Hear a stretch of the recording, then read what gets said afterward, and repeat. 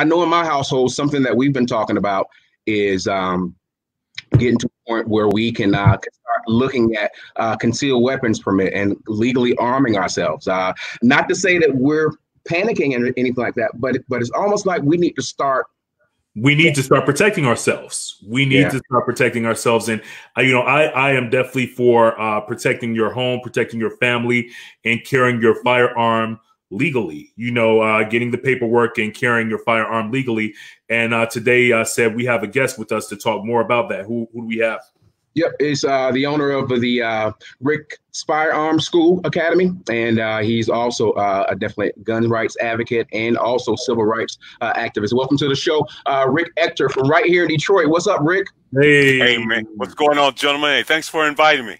We appreciate you being here. We appreciate you being here. I know we've obviously seen you a lot, very active in a lot of shows across the country, talking about civil rights and talking about gun rights and things like that. And a lot of times, sometimes we don't feel like that Second Amendment kind of works for us the same way. So I wanted to kind of have that conversation with you because I know it's constitutional, but a lot of times it doesn't seem like that Second Amendment hits us. And now we're in a time to where it seems like the racism and the issues are starting to get a little bit thick.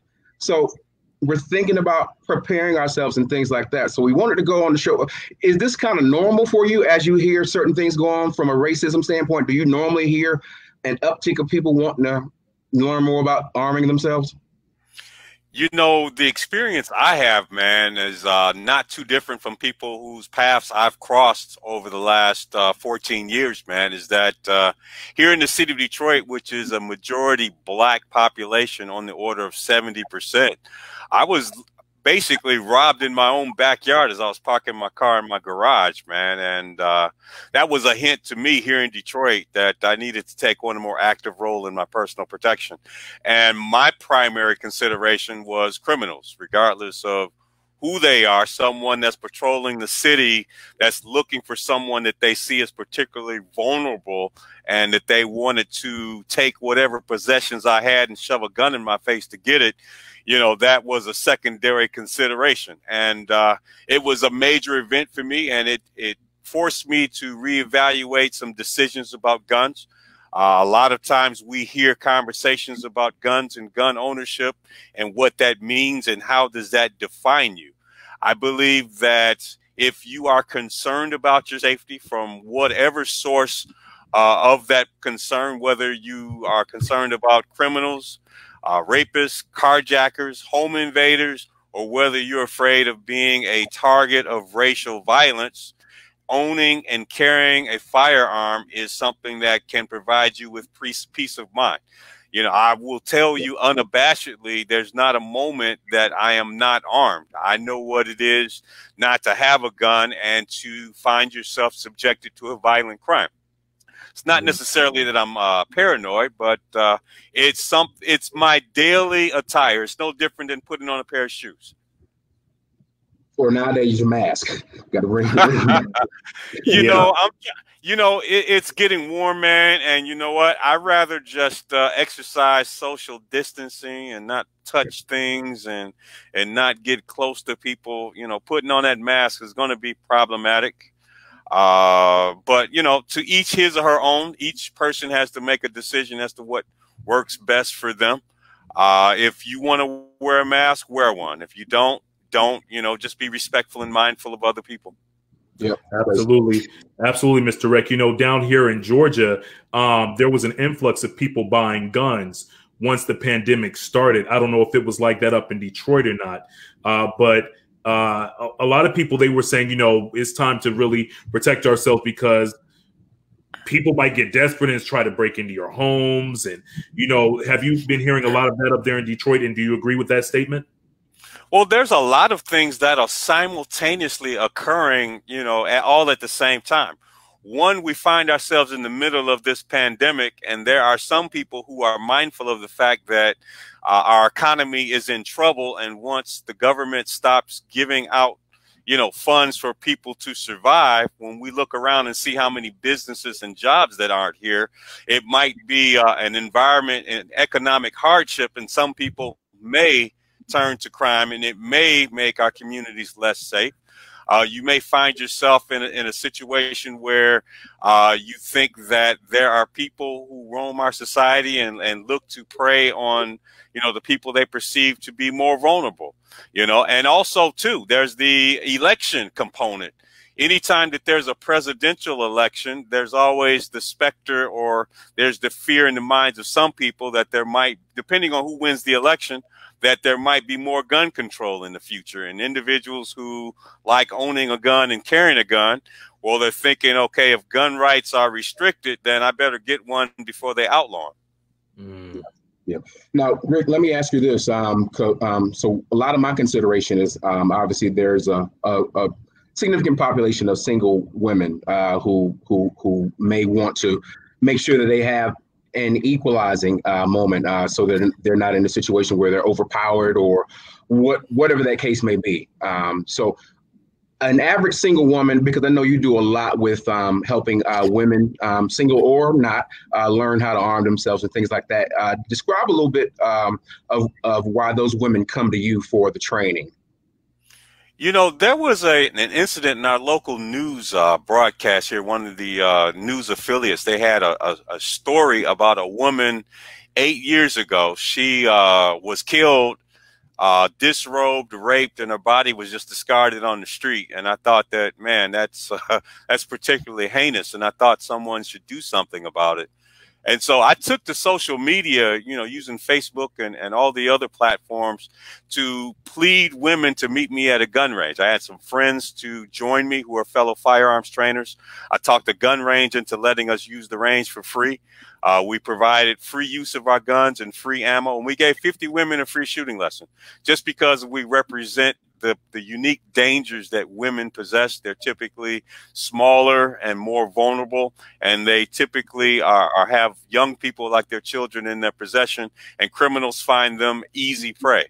Well, fast forward 9 years going forward, last year in the 8th iteration of this program, we trained 817 women, gave them a free shooting lesson, and we taught them in 1 day how to shoot a firearm. And my goal this year is to train 1,000 women how to use a firearm on Sunday, August 9th. And by the way, it's completely free of charge. It's armed and staffed by fellow firearms trainers, male, women, who feel that this project is worthy of their time.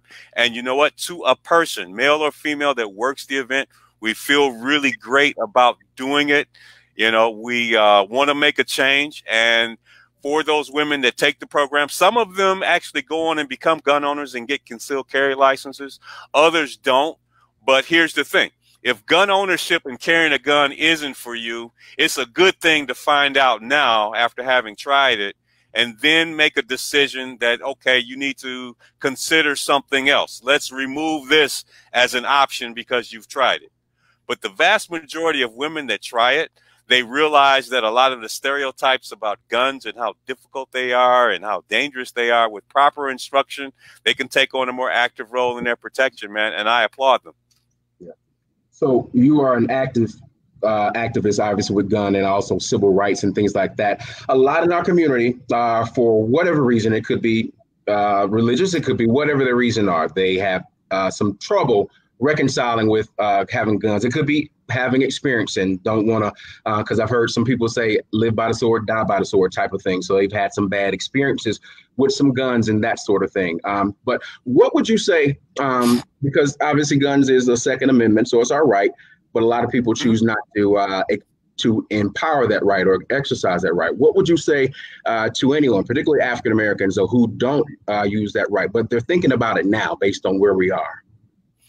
Well, the Second Amendment applies to everyone, man. And, you know, we can have all those discussions about, did the Second Amendment apply to us back when it was first adopted? You know, great. I'm all for educating us about the past. But the reality is that it applies to us today. And if you live in an environment in which you feel that the times are such that it's more dangerous, and that you would be a better person if you could take on a more active role to protect you, your family, your children, and your household, by all means, I applaud you. The only thing that I would say is that make sure that you get competent training. You know, it doesn't have to be through an official firearms training class. You know, maybe there's a relative that served in the military, is familiar with law enforcement, someone who's familiar enough with guns who can competently and safely take you to a range and to have you shoot and try it. You know, I'm like Sam I am, man. You know, just try it. Try it. You know, you might like it and it might be a good thing for you. And I will tell you, there are very few people who I've introduced to shooting that didn't like it, man. It's extremely enjoyable. It's a form of recreation. It can empower you. It can protect you. And it can make your home and it can make your children, you know, give them a safer environment in which to grow up and to live. Awesome. Awesome, Mr. Rick. Well, you know what? We really appreciate your time and checking out us today on the Everybody Mad podcast. How can people get in contact with you and also get more information on the event that you have coming up in August?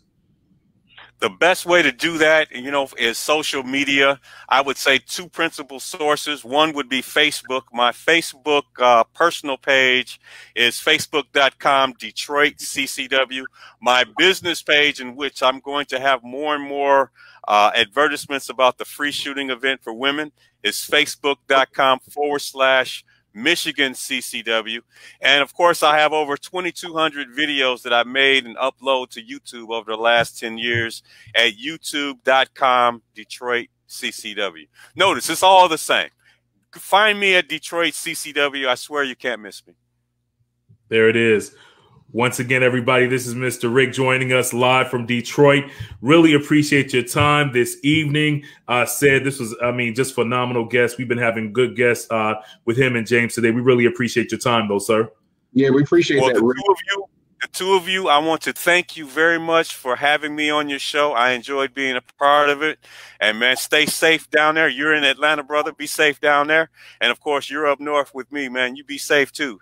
Definitely, I will. Definitely, we appreciate that, and we'll definitely want to invite you back as we can kind of continue these conversations. Because I know that we obviously only have a short amount of time here, so these are some continued things. Because it's not a quick fix to everything that we're doing. So it's about getting in a different mindset, and I think that's something we all need to start doing, thinking about things a little bit differently than what we are.